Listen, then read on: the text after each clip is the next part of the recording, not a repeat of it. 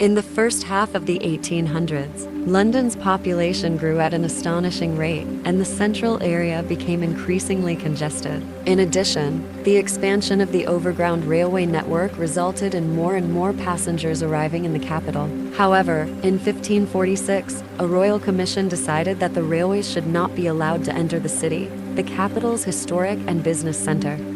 The result was that the overground railway stations formed a ring around the city. The area within consisted of poorly built, overcrowded slums, and the streets were full of horse-drawn traffic. Crossing the city became a nightmare.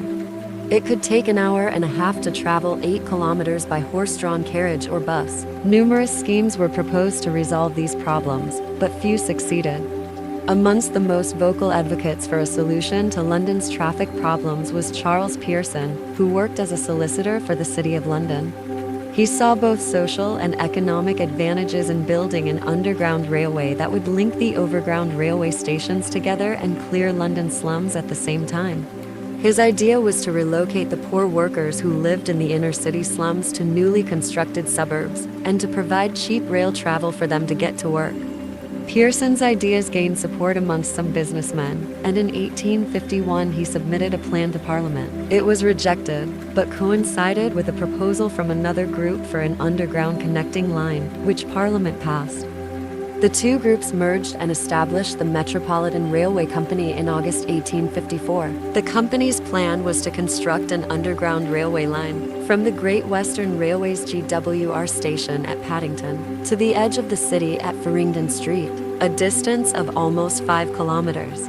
The organization had difficulty in raising the funding for such a radical and expensive scheme, not least because of the critical articles printed by the press. Objectors argued that the tunnels would collapse under the weight of traffic overhead, buildings would be shaken, and passengers would be poisoned by the emissions from the train engines. However, Pearson and his partners persisted. The GWR, aware that the new line would finally enable them to run trains into the heart of the city, invested almost £250,000 in the scheme. Eventually, over a 5-year period, £1 million was raised. The chosen route ran beneath existing main roads to minimize the expense of demolishing buildings. Originally scheduled to be completed in 21 months, the construction of the underground line took 3 years. It was built just below street level using a technique known as cut and cover. A trench about 10 meters wide and 6 meters deep was dug, and the sides temporarily held up with timber beams. Brick walls were then constructed, and finally a brick arch was added to create a tunnel.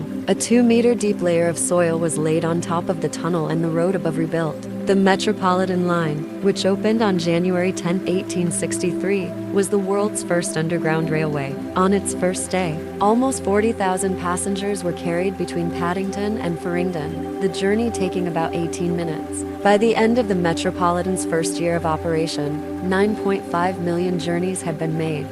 Even as the Metropolitan began operation, the first extensions to the line were being authorized. These were built over the next 5 years, reaching Moorgate in the east of London and Hammersmith in the west. The original plan was to pull the trains with steam locomotives, using fire bricks in the boilers to provide steam, but these engines were never introduced. Instead, the line used specially designed locomotives that were fitted with water tanks in which steam could be condensed. However, smoke and fumes remained a problem, even though ventilation shafts were added to the tunnels. Despite the extension of the underground railway, by the 1880s, congestion on London's streets had become worse. The problem was partly that the existing underground lines formed a circuit around the center of London and extended to the suburbs, but did not cross the capital's center. The cut-and-cover method of construction was not an option in this part of the capital. The only alternative was to tunnel deep underground.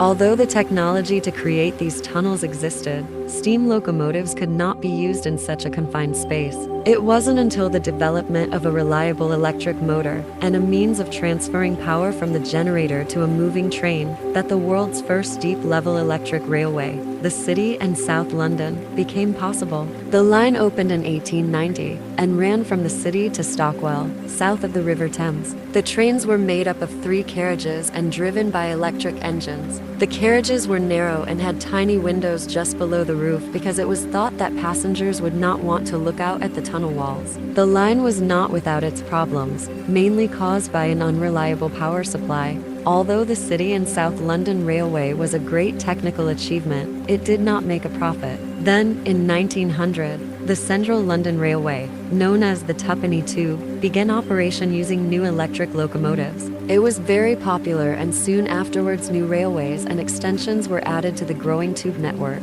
By 1907, the heart of today's underground system was in place. Thank you for listening. Made by Chris Simtra.